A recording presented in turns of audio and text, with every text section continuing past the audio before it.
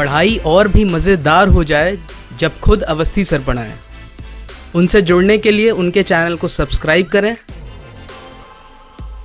और bell icon को दबाएं उनके लेक्चर्स को सबसे पहले देखने के लिए।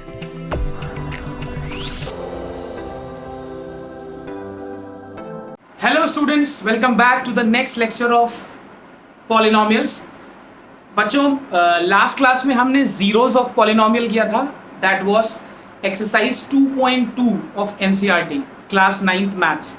एंड आज के इस क्लास में we are going to discuss remainder theorem. मैंने आपको लास्ट क्लास में भी बताया था रिमाइंडर थ्योरम कुछ बच्चों को बहुत कंफ्यूजिंग लगती है। सो आई एम श्योर इस लेक्चर को आपको एंड तक देखना है एंड आफ्टर दैट आपको रिमाइंडर थ्योरम में कोई प्रॉब्लम नहीं रहेगी। And one more thing, this theorem is there in CBSE boards, ICSE boards and state boards as well.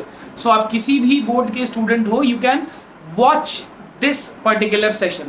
तो चलो फटाफट से स्टार्ट करते हैं। And before starting please like the channel, subscribe the channel and like the video, subscribe the channel because we are going to do entire maths, okay, class 9th and then class 10th. चलो अभी remainder theorem को समझने के लिए एक basic सा division देखते हैं। मान लो मैं आपको बोलूं 12 को 5 से डिवाइड करना है, तो कैसे लिखोगे आप? 5 डिवाइडेड बाई 10 आप बोलोगे 5 2s are 10 and this is your final. ये इसको बोलते हैं remainder, okay, and this is called quotient. Fine. This is called remainder. This is called quotient. Fine. ये ध्यान रखेंगे, ये नाम बहुत इंपॉर्टेंट है।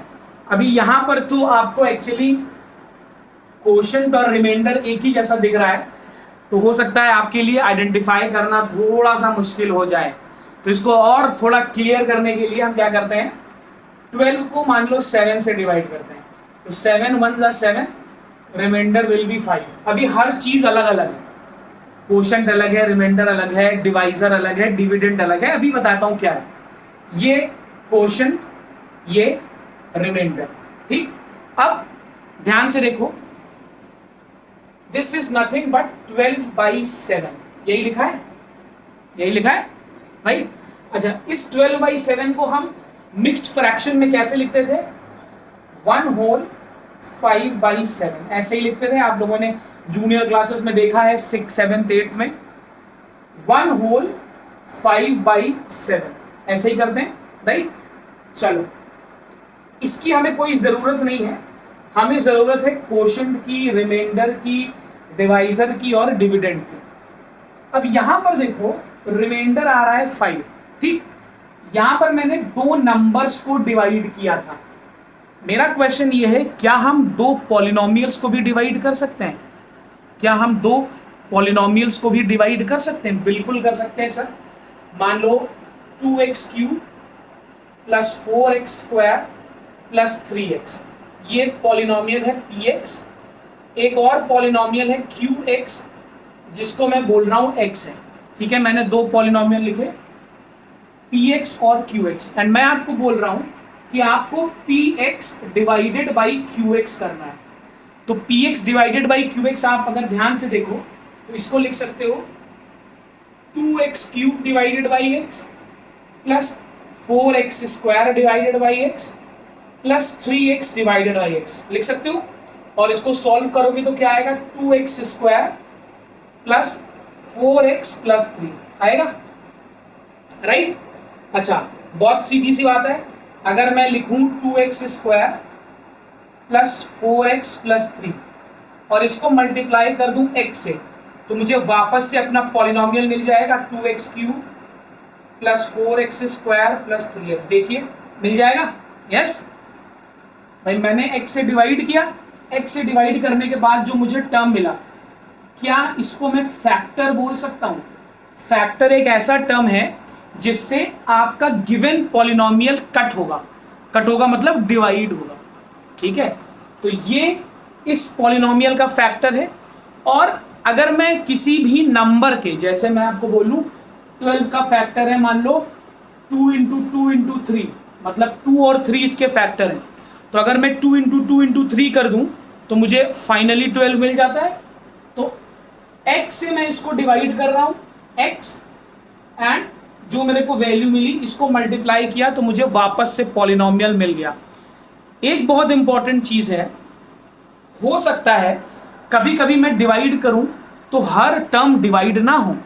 ऐसा जरूरी नहीं है कि every time when I will be dividing the two polynomials तो हर टर्म डिवाइड होके ही आए। जैसे इसी क्वेश्चन को अगर मैं आपको बोलूं,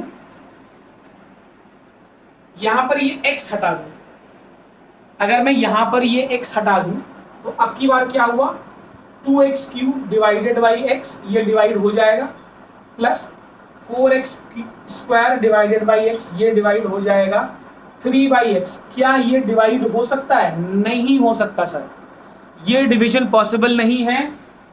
reminder will not be zero, will not be zero, okay? When you will be dividing this term you will not get a zero as remainder। ठीक, तो यहां तो बहुत सिंपल सा एक्सप्रेशन था तो मेरे लिए चीजों को लिखना आसान है, बट हो सकता है कभी कभी मेरे पास बहुत कॉम्प्लेक्स टर्म आ जाए, ये भी हो सकता है कॉम्प्लेक्स टर्म आ जाए, तो मैं कैसे लिखूंगा, मैं कैसे बताऊंगा कि रिमाइंडर क्या है? और इसी के लिए मैं रिमाइंडर थ्योरम यूज करता हूं। अब रिमाइंडर थ्योरम यूज करने से पहले एक फॉर्मूला आपको याद रखना पड़ेगा, ध्यान रखिएगा, अभी मैं आपको दिखाता भी हूं। Dividend is equal to divisor into quotient plus reminder.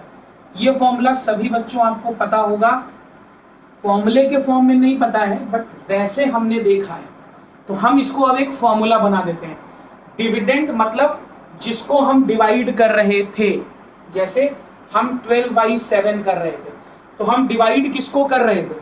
हम डिवाइड कर रहे थे 12 को, तो डिविडेंड कितना हो गया? 12। जरा ये डिवीजन करके देखते हैं, 12/7, 7 1 7, राइट? तो अब जरा ध्यान से देखो, 12 is equal to what is divisor? हम किससे डिवाइड कर रहे हैं? हम 7 से डिवाइड कर रहे हैं, तो यहां 7 लिखेंगे। What is the quotient? What is the quotient? Quotient is 1, तो यहां 1 लिखेंगे, plus remainder. What is the remainder? Remainder is 5। Check करो, फॉर्मूला वैलिडेट हो रहा है, बिल्कुल 100% वैलिडेट होगा। आ रही बात समझ में? ठीक है ना? तो जिन लर्नर्स को, जिन बच्चों को इसको याद रखने में थोड़ी सी प्रॉब्लम होती है, आई गेस आप इसको इस एग्जाम्पल से याद रख सकते हो। और ऐसा एग्जाम्पल मत लेना जिसमें क्वोशंट और रिमाइंडर सेम आ जाए, जैसे मैंने पहले 12 वाला लिया था, ठीक है ना? 12 डिवाइडेड बाई 5 लिया था, तो ये भी 2 आ रहा था, ये भी 2 आ रहा था, तो आप खुद ही कंफ्यूज हो जाओगे कि सर क्वोशंट वाला 2 कौन सा है, रिमाइंडर वाला 2 कौन सा है। बट 12/7 में आपको कोई प्रॉब्लम नहीं होगी। ठीक है, ये बात समझ में आई? ये तो था बेटा नंबर का खेल।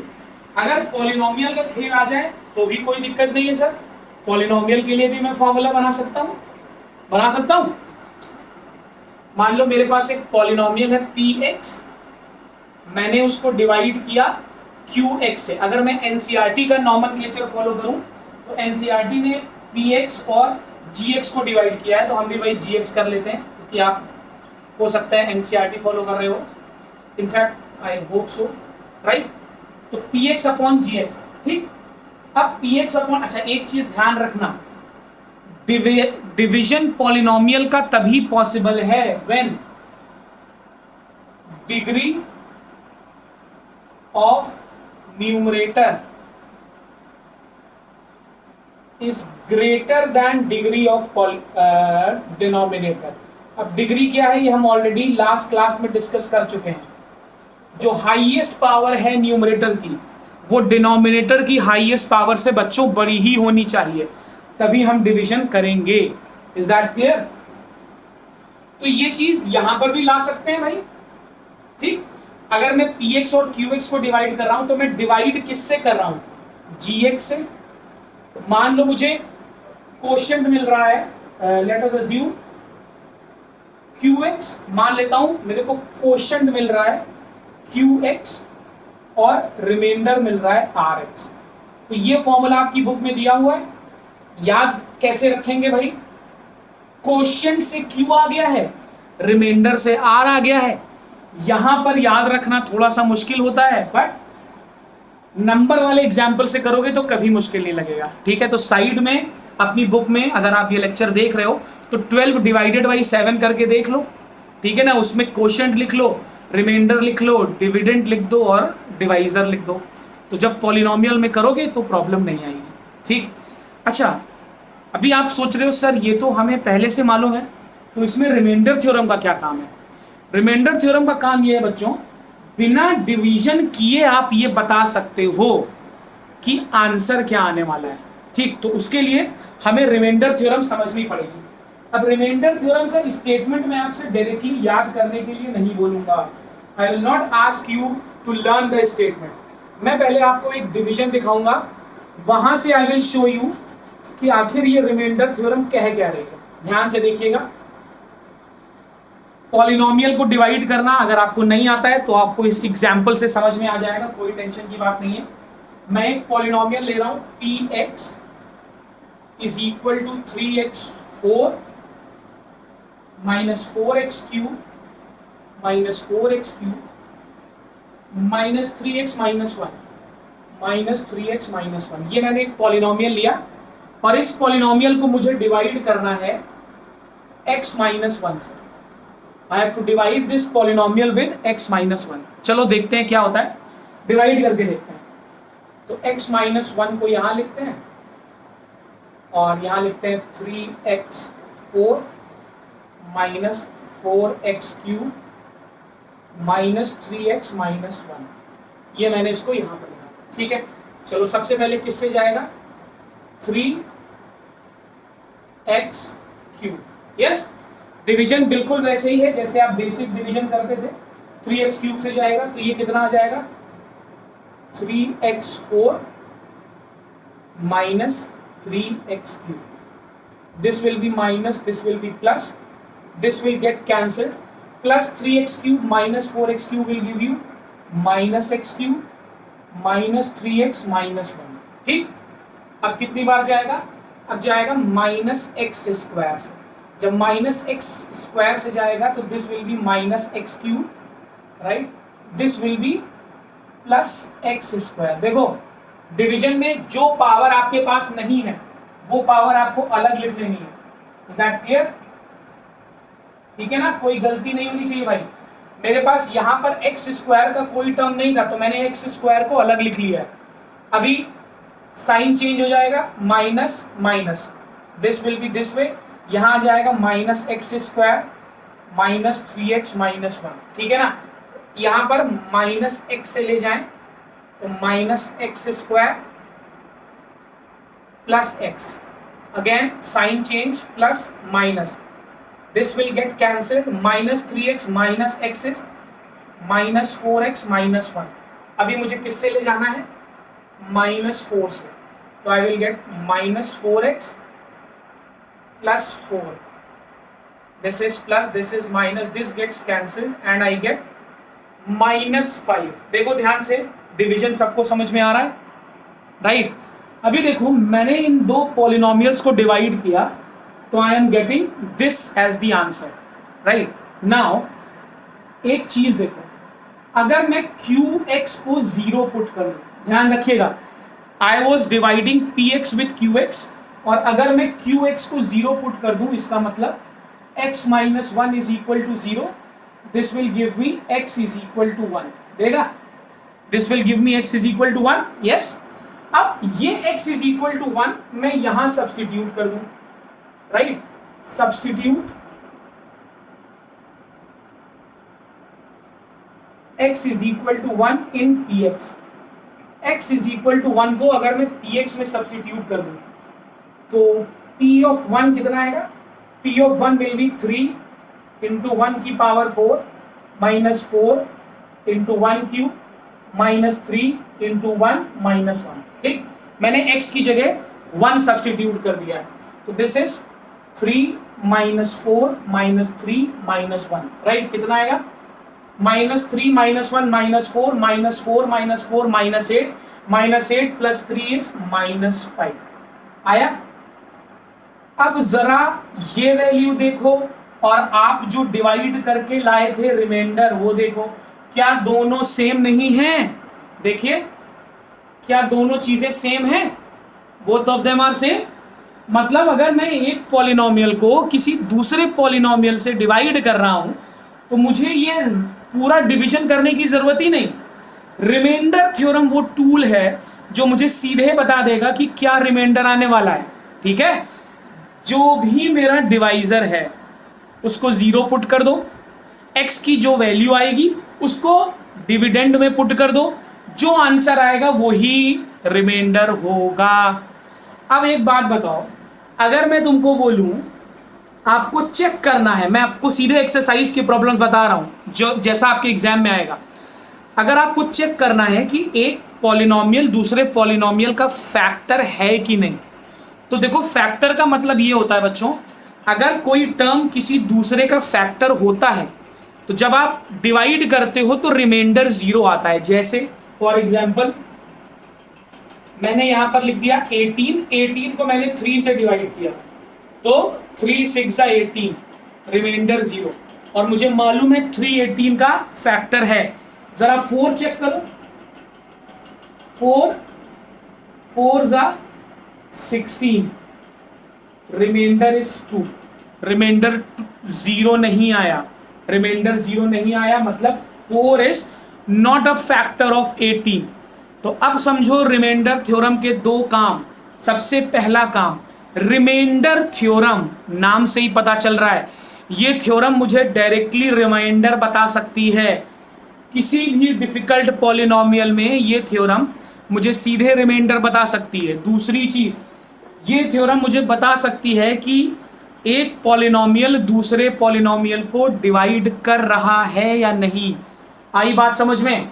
बहुत से लोग थ्योरम याद करते हैं बट ये कोर कॉन्सेप्ट मिस कर जाते हैं।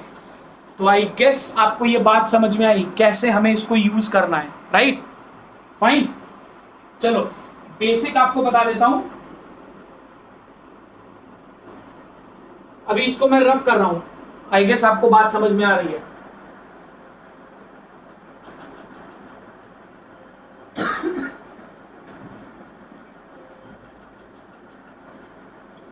Let px be a polynomial of degree greater than or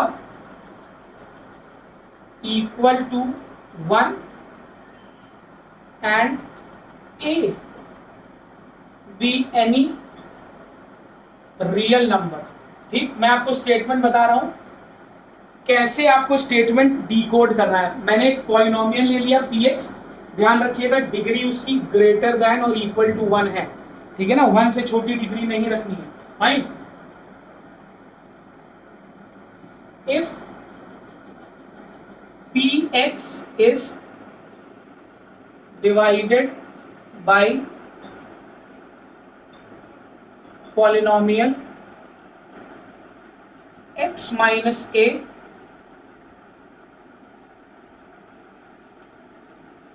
the remainder is pa। This is your remainder theorem। ठीक है, तो जब आप पहली बार ये स्टेटमेंट पढ़ते हो तो आपको कुछ भी समझ नहीं आता, बहुत से बच्चों को, कि कहना क्या चाह रहा है। बट जब कभी भी आपको ऐसा कोई डाउट होगा तो वही 12/7 चेक कर लेना। पहले तो ये समझना पड़ेगा रिमाइंडर क्या है, डिवाइडर क्या है, डिविडेंड क्या है, कोशेंट क्या है। ठीक, उसके बाद मैंने आपको बहुत अच्छा सा एग्जांपल दिया, दो पॉलिनोमियल डिवाइड करके दिखाए, जो रिमाइंडर आ रहा है लॉन्ग डिवीजन से वही रिमाइंडर आ रहा है सीधे इससे। ठीक, वीडियो को पॉज करो और इसको चेक करो, इसको नोट कर लो बच्चे, क्योंकि अब हम एक्सरसाइज 2.3 करेंगे। ठीक है, 3 क्वेश्चंस हैं एंड हम पूरी एक्सरसाइज रिमाइंडर थ्योरम से ही करेंगे। ठीक है ना, हम कहीं भी लॉन्ग डिवीजन नहीं करने वाले। चलो let's do it. Easy exercise है और लेक्चर के एंड तक आपको एप्लीकेशन भी समझ में आ जाएगा। आपको एक क्वेश्चन नंबर 1 में आपको एक पॉलिनोमियल दिया हुआ है and polynomial is x cube plus 3x square plus 3x plus 1, right? This is the polynomial. और आपसे पूछ रहा है you have to find the remainder when it is divided by, सबसे पहले x प्लस 1 से डिवाइड हो रहा है, ठीक है ना? तो जब x प्लस 1 से डिवाइड हो रहा है तो p ऑफ a क्या है? x plus 1। आपको कुछ नहीं करना है, x प्लस 1 को 0 पुट कर दो, तो यहां से आपको मिलेगा x इज इक्वल टू -1। ये यहां पुट कर दो तो कितना आ जाएगा? -1 का cube plus 3 into -1 plus 3 into -1 plus 1, -1 plus 3 -3 plus 1 is equal to 0। तो द रिमाइंडर इज 0। तो 100% x प्लस 1 इसका फैक्टर है। अब ये मैं आपको वेरीफाई करके भी दिखा देता हूँ, आपसे पूछा नहीं गया है बट वेरीफाई भी कर लेते हैं ताकि आपका कॉन्सेप्ट बिल्कुल क्लियर हो जाए। चलो डिवाइड करके देखते हैं क्या होता है। सर ने तो बोल दिया है बट चेक करते हैं। एक्स स्क्वायर से ले जाओ तो x cube plus x square, sign change, minus minus, this gets cancelled, this is 2x square plus 3x plus 1, ठीक है ना? 2x से ले जाओ तो 2x square plus 2x, minus minus, this gets cancelled, this is x plus 1, plus 1 से ले जाओ x प्लस 1, रिमाइंडर इज 0। इसका मतलब ठीक पढ़ाया है, ठीक। रिमाइंडर थ्योरम का एप्लीकेशन सही है, आपको समझ में आ गया, ठीक। अब अलग अलग पार्ट्स हैं, सब में यही करना है, कर लोगे, कोई प्रॉब्लम नहीं है, वेरी सिंपल। लास्ट पार्ट मैं कर देता हूं, नहीं इजी है, कोई इशू नहीं। क्वेश्चन 2 करते हैं, ठीक है? बात समझ में आ गई? जैसे मैंने आपको एक करके दिखा दिया, आपको ये नहीं करना है, ये मैंने सिर्फ आपको वेरीफाई करके दिखाया है, ठीक है? एक क्वेश्चन दिखाया था जिसमें रिमाइंडर आ रहा था, एक क्वेश्चन दिखा दिया जिसमें रिमाइंडर नहीं आ रहा है, दोनों मैंने आपको वेरीफाई करके भी दिखा दिए। चलो क्वेश्चन नंबर 2 करते हैं।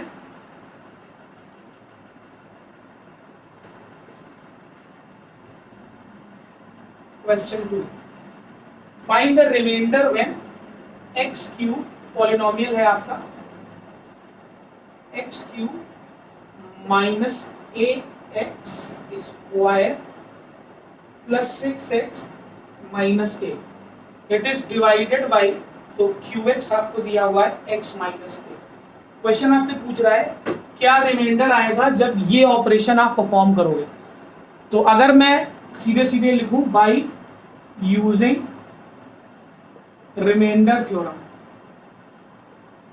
बाई यूजिंग रिमाइंडर थ्योरम, क्या करते हैं रिमाइंडर थ्योरम में? qx को 0 पुट करते हैं, that means x minus a को 0 या x is equal to a रखेंगे, ये चीज यहां रख देते हैं, ठीक। तो p ऑफ a कितना आ जाएगा? a cube minus a into a का square plus 6a minus a, so this is a cube minus a cube plus 5a, this will be equal to 5a, so this 5a is your answer, ठीक। ये हमने आपको remainder theorem से करके दिखाया है, ये मैं आपके लिए छोड़ रहा हूं, इसको डिवाइड करके भी चेक करना, मुझे कमेंट सेक्शन में बताना आंसर आ रहा है कि नहीं, यही रिमाइंडर आना चाहिए, okay? You should get the same value.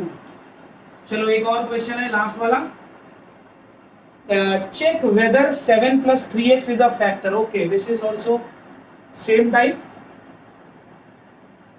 You have to check. This is question number 3. You have to check whether 7 plus 3x is a factor of 3x cube plus 7x, ये आपने check करना है। देखो अगर 7 plus 3x इसका factor है तो when we divide 3x cube plus 7x divided by 7 plus 3x, अब remainder should be 0. Remainder should be 0. Yes, it is a factor. No, not a factor. आ रही बात समझ में? अगर ऐसा हो रहा है तो ये फैक्टर है, अगर ऐसा नहीं हो रहा है तो ये फैक्टर नहीं है. बट हमें तो रिमाइंडर थ्योरम यूज करनी है सर, तो हम तो रिमाइंडर थ्योरम यूज करेंगे. हम यहां पर लिखेंगे यूजिंग रिमाइंडर थ्योरम.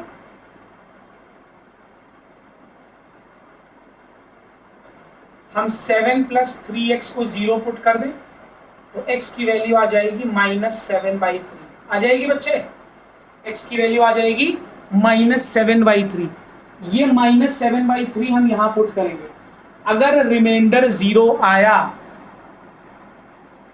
या अगर इसका वैल्यू 0 आया तो मैं बोलूंगा कि फैक्टर है, अगर नहीं आया तो मैं बोलूंगा कि नहीं है. तो पुट कर दो भाई. px है मेरा 3x³ + 7x. तो p ऑफ -7/3, 3 × -7/3 का होल क्यूब प्लस 7 × -7/3. क्लियर मुझे दिख रहा है कि this is not equal to 0, so it is not a factor. भाई -7 का जब क्यूब करोगे तो बहुत बड़ी वैल्यू आ जाएगी. ठीक है ना भाई? 296, 3 से 3 कटा, इट विल नॉट, और यहाँ भी माइनस यहाँ भी माइनस, दोनों ऐड हो जाएंगे तो 0 नहीं आएगा. That means this will not be a factor. आ गई बात समझ में? चलो बच्चों, आई होप आपको लेक्चर अच्छा लगा, समझ में आया. रिमाइंडर थ्योरम में अब कोई डाउट नहीं होगा. Hopefully I have tried my best to make it as simple and interesting as possible. So that is all from my side in this particular class. Next class में we will be starting factorisation which is exercise 2.4 of NCERT. हम सिर्फ exercise ही नहीं कर रहे हैं, तो don't get confuse with the title of the lecture. Exercise के साथ साथ हम कॉन्सेप्ट भी समझ रहे हैं जो कि बहुत ज़रूरी है इस स्टेज पर आपके लिए, राइट? तो अगर आपको ये लेक्चर अच्छा लगा, please like it, share it with your friends, and guys please subscribe the channel, click on the bell icon. Your subscription motivates us, and that is all from my side. Stay healthy, stay safe. Thank you.